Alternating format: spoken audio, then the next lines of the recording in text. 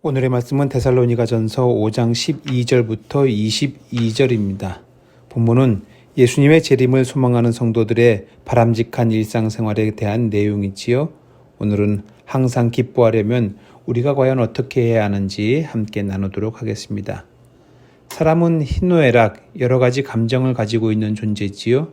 아무리 이성적인 사람이라 하더라도 감정이라는 것을 가지고 있고 감정에 의해서 이성이 영향을 받기도 하는 존재입니다. 사람들은 화가 나거나 흥분하거나 당황하거나 순간의 감정 때문에 일을 그르치는 경우가 참으로 많은 존재이지요.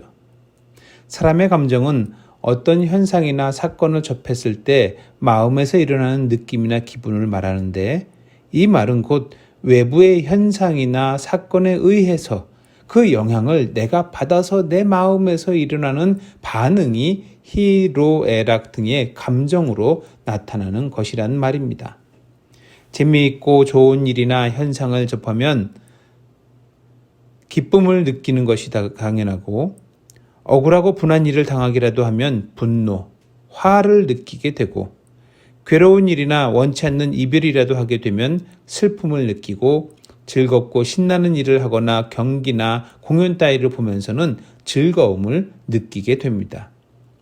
물론 우리가 의지적으로 어떤 감정을 유지할 수도 있을 거예요. 어떤 사람들을 보면 삶의 괴로움과 슬픔을 잊기 위해서 유쾌한 일을 찾는 경우도 종종 있잖아요. 제가 아는 사람은 갈등하는 걸 너무나 힘들어하는데, 그 사람은 자기가 갈등하는 것이 아니라 그 사람 주변의 사람들이 갈등하는 것도 힘들어서 그런 상황에 처하게 되면 웃긴 얘기를 하거나 일부러 우스운 짓을 해서 분위기를 바꾸려고 부단히 애를 쓰더라고요. 그러나 대부분의 경우 사람들은 외부의 현상에 의해서, 사건에 의해서 다양한 감정을 겪을 수밖에 없는 것입니다.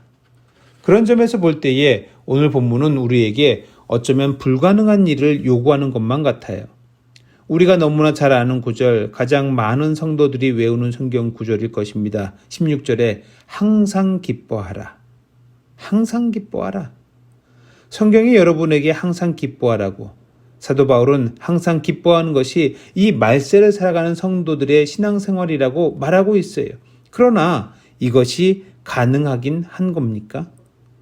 앞서 말씀드린 것처럼 우리는 의지적으로 특정 감정을 유지하려고 애를 쓸 수는 있겠지만은, 그러나 그것이 항상 가능한 것은 아니에요.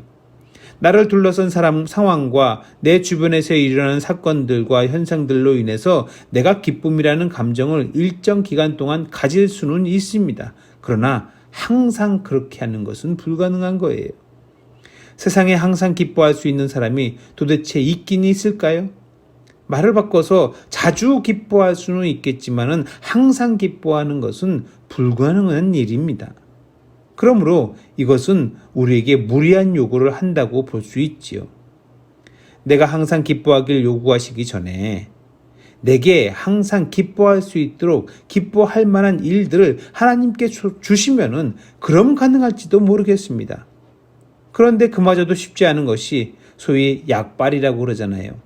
사람들은 처음에는 작은 일에도 쉽게 기뻐할 수 있는데, 그 다음에는 그보다 조금 더 크게 기뻐할 만한 일이 있어야 지난번만큼 기뻐하는 게 그게 사람입니다. 그 다음에는 더 많이 기뻐할 만한 일을 만나야 지난번만큼 기뻐할 수 있고요. 같은 수준의 기쁨으로는 이전만큼의 자극을 받지 않는 것이 우리 사람의 모습이에요. 그렇게 본다면 오늘 본문은 우리에게 애초에 불가능한 걸 요구하시는 것 아닙니까? 항상 기뻐하는 것이 불가능한 사람들인데 그걸 우리한테 요구하는 거니까요. 그런데 여러분, 이렇게 보면 아주 쉽게 이 구절을 이해할 수 있습니다. 16절에서 18절이 가능하려면, 우리의 삶에서 그것이 가능한 방법이려면 그 앞에 약간의 추가적인 설명이 붙으면 그럼 가능해집니다. 무슨 말인지 한번 들어보세요. 하나님을 항상 기뻐하라. 하나님께 쉬지 말고 기도하라. 하나님께 범사에 감사하라. 이것이 그리스도 예수 안에서 너희를 향하신 하나님의 뜻이니라. 우리가 믿음 안에 있으면 하나님을 항상 기뻐할 수 있습니다. 아니, 하나님만이 우리의 진정한 기쁨이 되신다는 것을 우리는 깨달을 수 있고 경험할 수가 있는 거예요.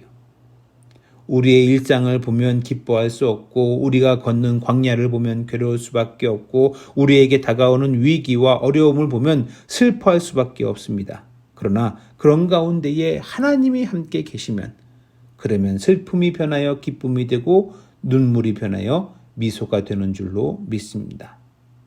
오늘 여전히 힘들고 피곤하고 어렵고 괴로운 일들이 우리 주변 도처에 널려 있겠지만 그런 가운데 오직 하나님으로 인하여 하나님을 기뻐하는 저와 여러분들의 하루가 되기를 간절히 소망합니다.